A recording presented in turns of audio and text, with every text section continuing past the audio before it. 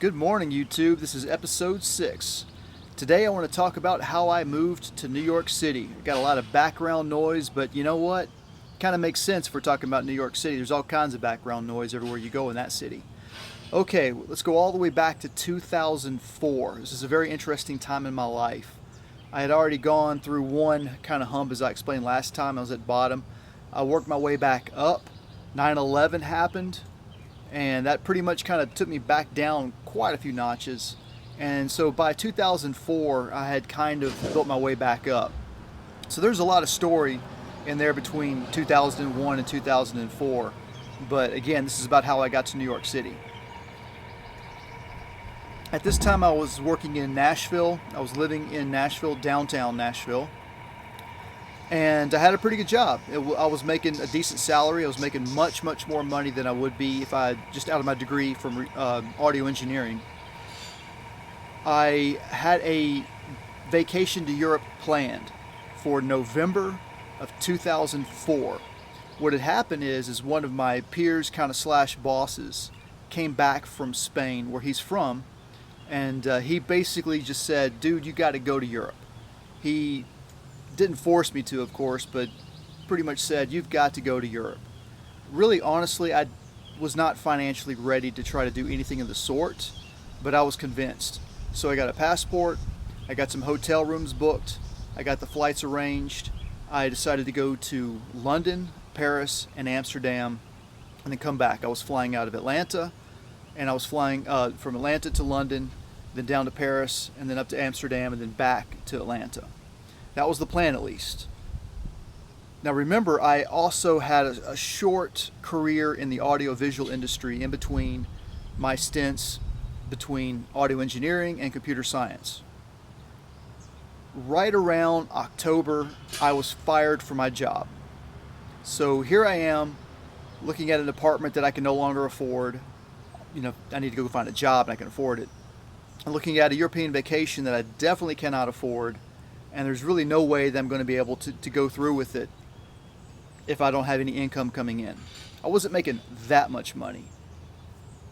So I panicked a little bit, but not too much. And then I contacted some old peers and friends, bosses that I worked for. And I was able to get another job doing some AV work. They needed someone to drive a van from Nashville to, let me think about it for a second, Palm Springs, California. I said, I'm the man to do it. Put me out there on the road.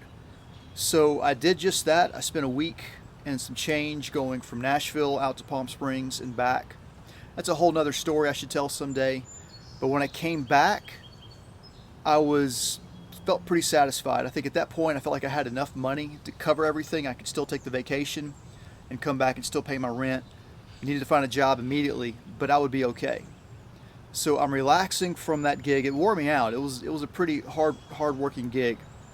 And I get a phone call asking me if I can now go to New York City. Do the same thing, drive a van up to New York City, and I would deliver the equipment, take care of the van and the equipment, and work the show. There would be a couple other people there that were going to fly in. They would kind of run the show. And then when everything was done, I would take all the equipment back to Nashville. Once again, I said, "Hey, I'm your man. I got this. I can do it." At this point, going to California was one thing, but nobody drove vans up to New York City. And everybody was like, "Oh, wow, you're really brave for doing that." I just thought to myself, wow, thank you for the opportunity. That's all. Now, I had been to New York City once before in my lifetime. No, twice before in my lifetime. Once in 1984 when I was a kid on a short visit, and another time just for a day trip when I was about 30 or so. Okay, so here I am taking a trip to New York City. I'm driving a company van full of audiovisual equipment. One of my neighbors at the apartment complex I was living in downtown Nashville suggested that I contact a peer of ours that we went to university with. He was a computer science major.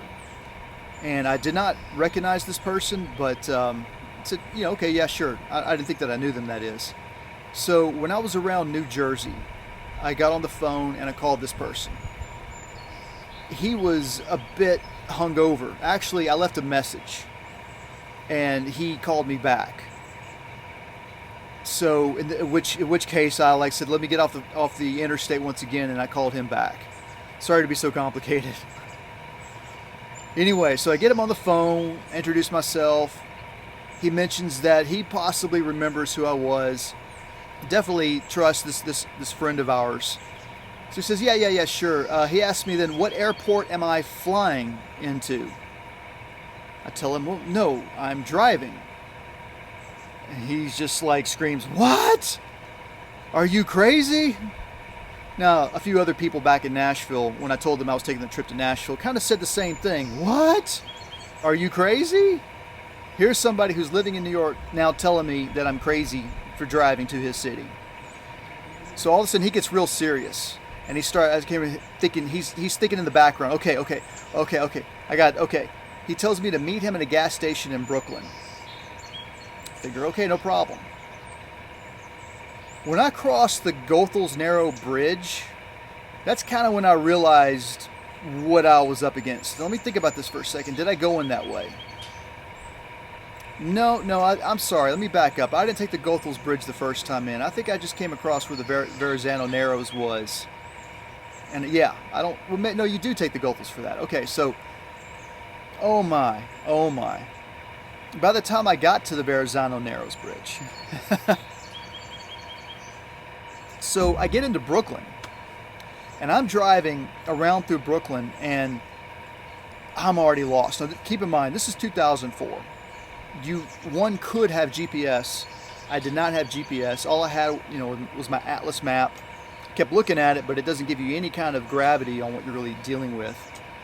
When you really get in there, you start driving in Brooklyn for that first time, it is beyond. I was elevated above the city, going around the buildings. I kept thinking to myself, oh, there's no way that, surely I've passed my exit. Surely by now I've passed my exit. I never did. Finally, I got to the exit where I was going to, which if I looked at the map, I could tell you, but I don't remember. It was somewhere around mid-Brooklyn, towards when like parallel with Park Slope. I forget the neighborhoods, Cobble Hill. It's been so long, I'm already forgetting the names of these neighborhoods. It was right around Cobble Hill. And, like south of downtown Brooklyn. So that's where I meet my friend, is at a gas station in this area, which looking back was a great area to pick because it's actually very accessible. It's not too chaotic, comparatively speaking. So I meet my friend there. He's on his bicycle. Got this van. He throws his bike into the back of the van on top of the stuff safely, of course. Hops into the van. He's now instructing me how to get to basically Times Square, just south of Times Square where the hotel is that I'm dropping all the equipment off at. We crossed the Brooklyn Bridge to get there. It's the best way to get there. I'm thinking to myself, really, that's just nuts. But no, it's the best way to get there from where we were. And plus, it's kind of cool anyways. I think he wanted to, show off the city a little bit, which he did. So he was basically just instructing me the whole way. And he was telling me how to get through the city thusly. Hit the gas, hit the horn, hit the brakes, hit the gas, hit the brakes, hit the horn, hit the gas. That's a pigeon, run over it. Hit the horn, hit the gas, hit the brakes. It was great. So we get to the location, drop everything off. Then he gets me to the hotel that I'm staying at.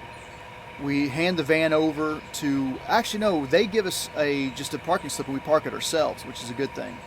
Now, I'm just leaving all the equipment in the back. Not all the equipment, but some of the equipment. Let me back up for a second. No, he got me to my hotel. The next day I had to get everything over to the other hotel and deliver the equipment and then get the van back and yada yada. So when we get to my hotel, there was no valet service. And that's when he noticed I was just going to leave the laptop in the back of the van. Now, it wasn't my laptop. It was part of the show. He tells me, take that with you, dude. Hang on to that thing.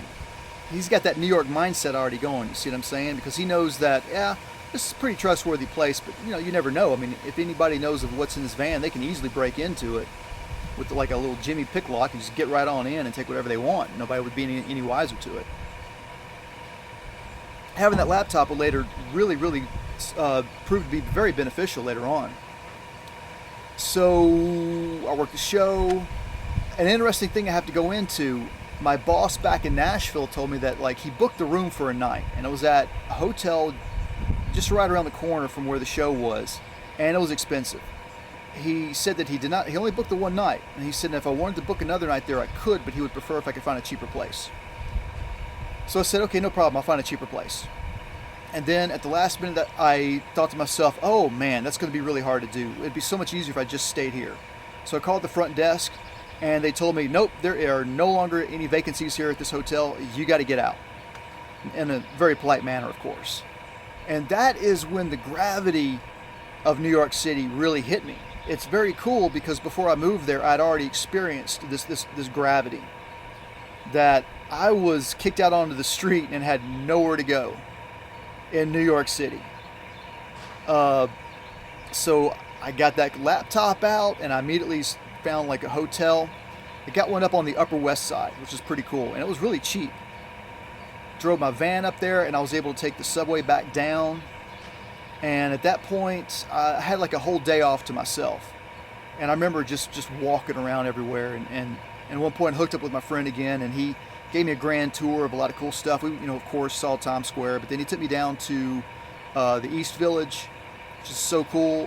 Very, very kind of bohemian college atmosphere. Showed me the sock man. You just buy all the socks you ever need. Oh, it was great. It was great. So get back on the road, get back to Nashville. I survived. It was a hell of a trip. Now I had 2 chunks of change. I was totally able to make my European vacation, which I did, came back. Now here's an interesting thing that I should point out is that when I left Amsterdam, I didn't realize that you needed to be 2 hours early before your flight. Not 1 hour, but 2 hours. So I was late for my flight. Luckily, they booked me on another one. I got to fly first class on the way back. And I had a layover in New York City. When I flew back and I landed into New York City, that's when it hit me. I said, I'm going to live here. I'm going to move here. I'm going to do everything I can starting right now to make the plans to move to the city. Got on the next, got on my connecting flight, got back to Nashville. I got a job when I returned. I hated that job. It was very interesting. During this time is when I first started playing the Grand Theft Auto games. That's another story for another day. I was very much into DVD collecting as well, and I was very much impressed with the DVD stores and the movie and the the movie stores in New York City. That's when I think I visited Kim's Underground for the first time on that first trip. I have to mention also, that's also when I found that lovely Korean buffet place. It's not a buffet, but it's like it's a deli. It's a hot and cold deli with an order bar where you can get noodle soups and everything. Worry Jerp or something like that. Yeah, I love that place. And that's in Midtown Manhattan on like 33rd, 34th, 32nd, somewhere around that area. Is it Herald Square? I can't remember. Anyways, very close to the Empire State Building. So when I get back to Nashville, I realize, okay, here's the conundrum. There's no way that I'm going to be able to save up enough money to move to New York City. By the time I'm able to save up enough money, it's going to be 5-6 years down the road. So I ended up getting fired again from the job that I was working, which is, I guess I should just do a whole episode on all the times that I got fired to put all that together. But I'm not going to go into that too much because we're already going too long. And after getting fired, at that point I decided, okay, to hell with it. I'm just going to New York City. Instead of looking for a job at that moment in time, I decided to take some of the credit on my credit card, and I booked some hotel rooms for a week. Actually, I stayed at one place. It was kind of a hostel type kind of place, because I'd already, now being in Europe, I started to develop more of a worldly kind of travel sense, more of a bohemian travel sense. So I picked like a really cheap place. I want to guess it was maybe like $85, $90 a night on the Upper West Side. And it was a crap hole. Definitely was, but it wasn't, it was livable. I've stayed at worse places in Los Angeles. That's another story. And I stayed there for 1 week. And so I put that on the credit card. I put the flight on the credit card and the returning flight on the credit card. So I was there for like 7 days total, I do believe. But before I went, I talked with a number of different companies, and I lined up 4 interviews with 4 different companies. And I brought 2 of my suits with me, and I spent most of the time interviewing when I was up there. I figured that if nothing worked out, then it was just a vacation. I had a good time while I was there. I had a couple days off where I didn't have to do any interviewing or anything of the sort, and I was able to just run around the town. At one point I went down to Coney Island because I'm a big fan of the movie The Warriors, and that place it's pretty desolate right now, unfortunately, but I'm glad that I went and checked it out. It's cool. I've been there, when I lived in New York, I went back a few times. And when I returned to Nashville that time, after staying in New York for 1 week, I came back and I had 4 job offers waiting for me.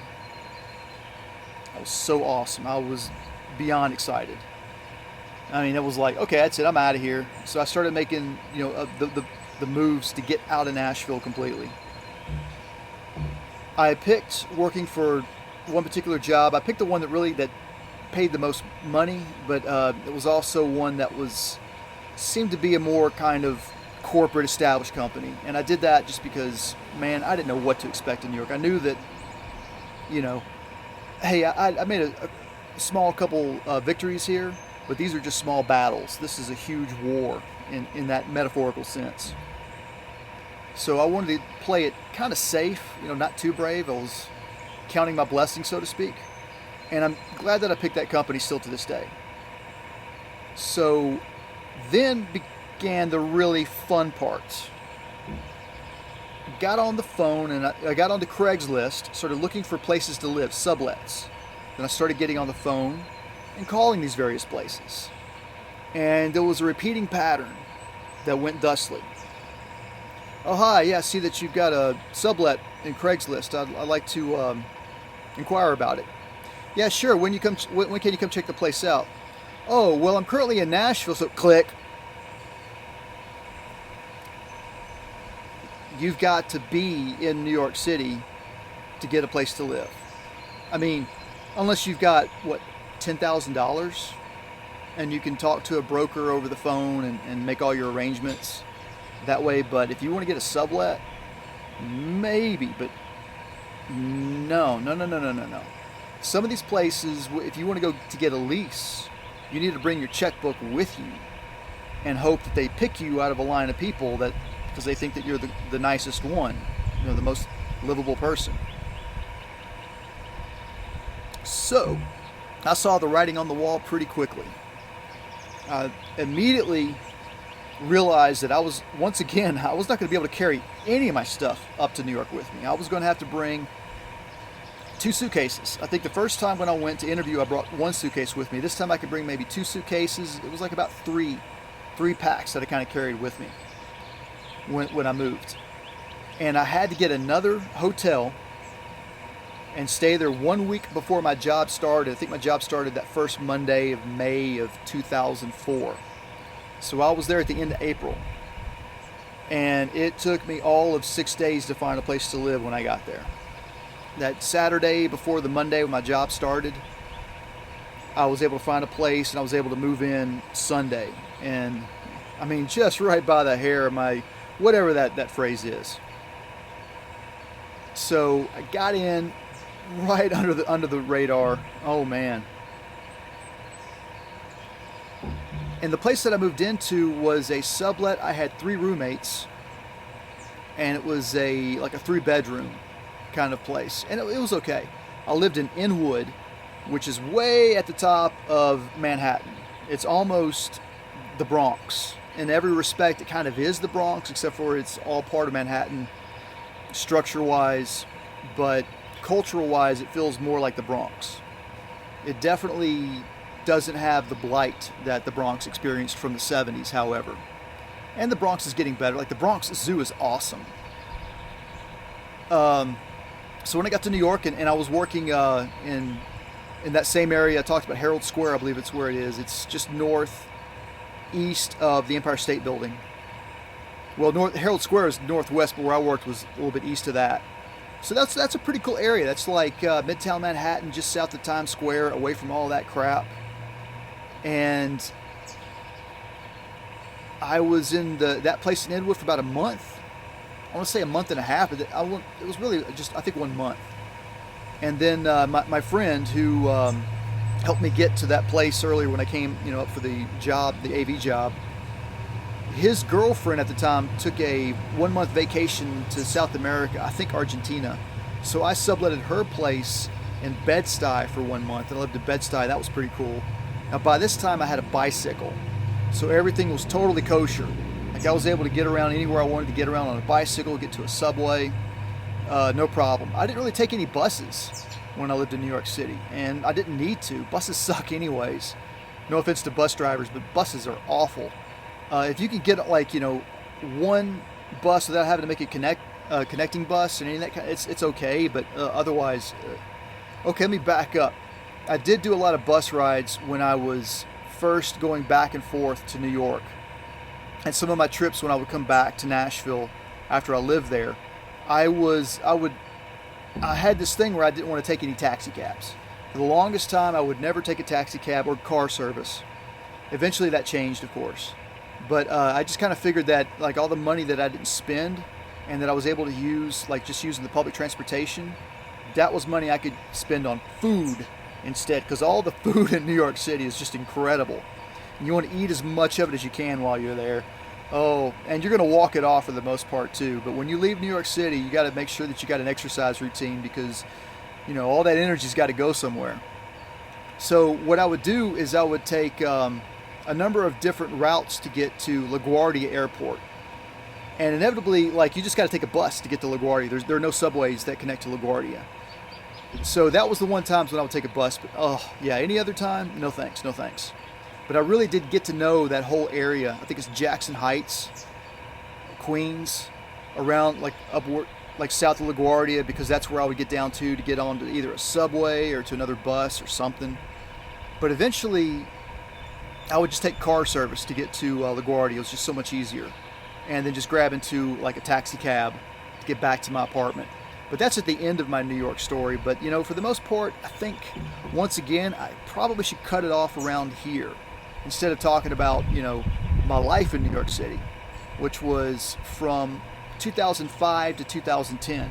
I will say that after New York, I moved to Los Angeles and lived there for about 4 or 5 years off and on, up and down the West Coast after that. So yeah, that's it. This is my New York story, how I moved to New York. I would say if you're going to try to move to New York, the only way to do it is to just do it. All right, YouTube, see you next.